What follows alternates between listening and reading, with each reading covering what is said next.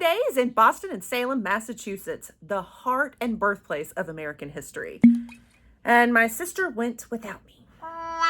But that's okay. We're going to live vicariously through her, and we're going to take you along there and check out some of the highlights in the area, as well as how to dress for your ultimate summer trip there. So we'll work on some wardrobe capsules, look at some Boston and Salem inspired outfits, and take you along on our pretend trip. So let's go catch a pretend flight.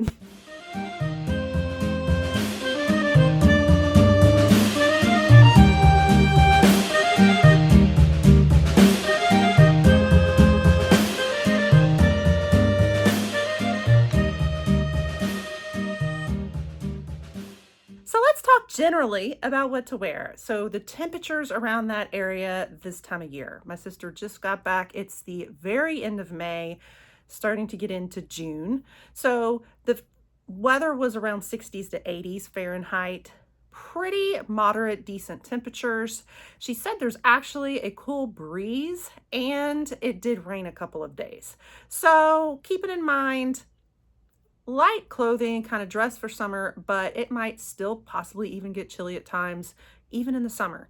So you might want to plan for one, a raincoat or something that is rain resistant, and two, maybe a light sweater that you can put around your summer clothes if you do get chilly. And of course, when we think of Boston, when we think of the New England area, there is kind of a style that comes to mind. I feel like in the fall and winter months, especially around the Salem area, we really envision those beautiful autumn colors. The autumn sweaters, the trench coats are very much associated, I think, with Boston. And I am a Southerner, so I know I do not have a Boston accent whatsoever. I can't even say the Boston. But I think of the, boots, loafers, really flowy, kind of, to me, I'm always into bohemian dresses that are those autumn styles, florals and whatnot. There's nothing like New England in the fall, so those are the outfits that I envision. However, we're talking about summer. So kind of opposite for summer. I feel like there might be two different styles, one for Salem and one for Boston. So let's talk about Boston first.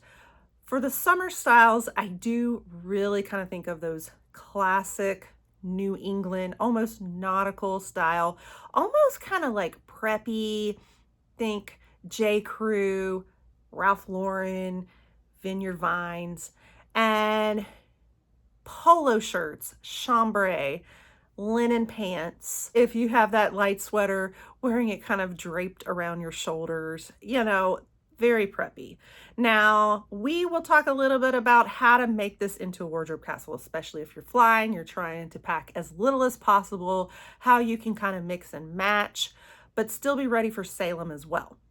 So in a typical wardrobe capsule, which I'm not that great at yet because I'm an overpacker, but if we were to envision this, we kind of know like our outerwear. So maybe a sweater and raincoat, or only one of those. Let's think about bottoms first. So your classic khaki pants, just plain like tan khakis, chino shorts, but like that khaki material, it goes with absolutely everything and it completely fits in with the New England style. So you're going to want probably somewhat light material like this. You'll be doing a lot of walking. And if you stay around the historic district, you can take the subway, the public transportation, the buses. There's a lot of walking around, and so you do want some material that's going to feel comfortable to you, but you can still really rock the style. So my suggestion is you pack you some basic khaki pants. These can be worn a couple of times.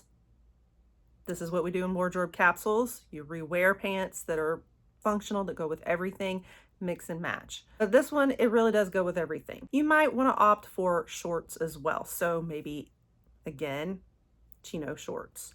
Again, you can mix and match these things, rewear them a couple of times, and they go with almost everything.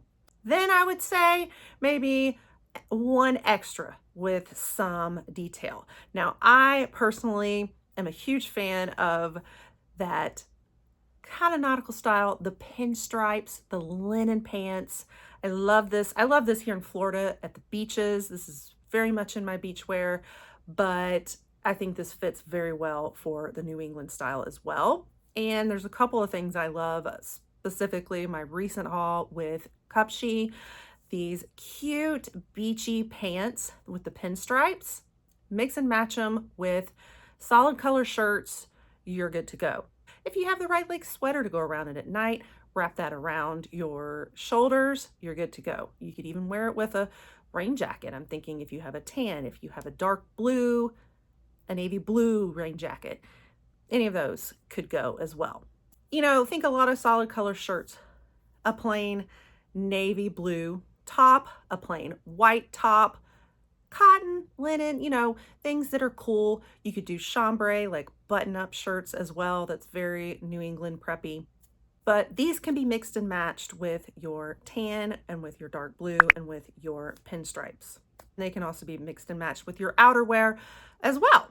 Effortless, easy. And of course, if you happen to be catching your Red Sox game, which my sister did as well, then transform this with a baseball cap. You could wear it with pretty much any of these outfits. I personally think that a chambray shirt with the shorts, or a length like mini skirt, cotton one, think a cotton stretchy skirt with the chambray, a white top, the baseball cap, or the sweater around your shoulder, and white tennis shoes. You're gonna fit right in with the Boston locals. Then for your shoes, you know, when I think of those kind of preppy New England styles, we think of loafers, we think of boat shoes. You're going to want very comfortable shoes though, because you'll be doing a lot of walking, and the cobblestone streets there, some of them that are original, really uneven. My sister actually twisted her ankle on them. So you're going to want very good shoes with great support. So I would recommend that on those days when you will be walking around the streets of Boston quite a bit, you're going to want tennis shoes on that day. Or if you're going with a loafer or something else for the style, make sure they're really comfortable and solid and easy to walk in. For your tennis shoes, I really recommend just a good plain like white pair of sneakers or khaki, something that goes with everything and that's going to go with the style really well. I don't tend to love these types of shoes that are like the white leather shoes because they're never comfortable on my feet. But I'm thinking something like this. Now I have this pair from Guess that I love that I think go so well with the style. They have patterns on them, but they would go with like your plain navy blue and plain khakis and whatnot, but still offer you tennis shoes, but a little classier look. So I think one great pair of tennis shoes that kind of goes with everything. And then if you want to be a little more on the dressy side, some kind of pair of loafers maybe is what is going to give you that New England style with that preppy look. Now, I have a pair from VIVAIA Shoes that I've shared before in previous videos, and I love this style, and I wear these more in the fall and winter, but I think that they're so perfect for, you know, if you're wearing black leggings or something. They will go with your khakis though. And what I like about this is kind of have a nice style that fits in, I think, with that New England loafered look. But then some of the patterns they have on them will be perfect for when you switch it up to go to Salem. So I have this one pair in particular that have cats on them. And I think when we all think of Salem, we're thinking of like witches, of course. That's what you go to Salem for, is to learn all about the Salem witch trials, right? So, you know, cats fit in with witches. Just, they kind of remind me of like the fall and Halloween. This is something that you could have that fit in both with your Boston and your Salem. Now, I think they do fit in more in the fall, but you could kind of make it work. One more pair of shoes I think that you might need as we talk about Salem though. So yes, I'm adding a lot of shoes here for you. Really, I think you could get away with just the tennis shoes and then a pair of maybe like some kind of boots. Combat boots, think ankle boots or combat boots, something that you could still walk around in a little bit comfortably in the summer, but you're gonna need boots when you go to Salem. You just do. Or you could wear those loafers with the cats or find you another style with witches on them or pumpkins. But you need something that just has that Salem vibe. By the way, if you are new here, welcome. I am Sher, and as an avid historical travel buff, I support women who are ready to indulge in all of life's adventures, but look cute doing it.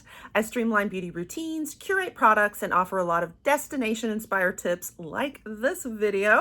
So if all of that is your jam, you'll definitely want to stick around here and pop that subscribe as we go on all of our adventures. And I am pretty much obsessed with sharing my love of both beauty and travel. So now we're on to Salem. We still need to keep that wardrobe capsule tight though, if you're flying. So things that I'm trying to think of how you could transition from Boston to Salem. Salem, of course, we're looking at the witchy vibes. We just are a little more goth. Take that New England prep and turn it gothy. So how do we do that? This is where I think that you can wear your black. Pair that sweater that you got with it, and throw in a witch hat, and you're good to go. The loafers, and you're good to go.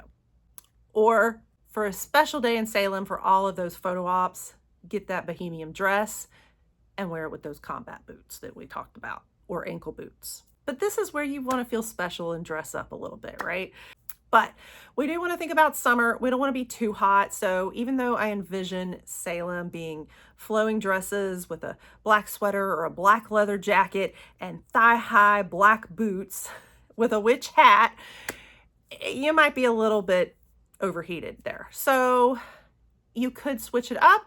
We could do oversized t-shirt. Think kind of gothy oversized t-shirt. And shorts. You could take some of those same shorts you had, even khakis, but get you a black gothy t-shirt with it. And then throw on those combat boots, maybe even throw in some black tights with it to make it a little more edgy. And now you have a Salem outfit that's a little bit better for summer. So I think it's Salem where you want to mix it up just a little bit, but being able to piece this all together and transform from Boston to Salem, that is the challenge.